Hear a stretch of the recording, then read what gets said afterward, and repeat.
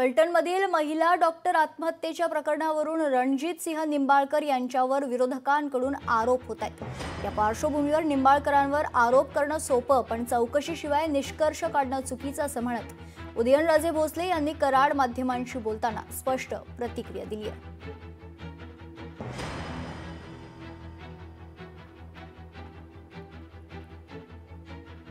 चौकशी चालू आहे। खरं काय खोटं काय मला माहित नाही, पण दोषी कोणी जरी असलं तर व्यवस्थित पोलिसांनी किंवा जे काय शासकीय यंत्रणांनी चौकशी करावी।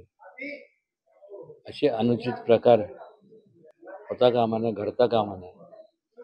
आणि कोणी जरी असलं तरी शिक्षाही झाली पाहिजे। असे अनुचित प्रकार भविष्यकाळात होताच कामा नये। लोकशाही मराठी ऐका, पहा, जागरूक रहा।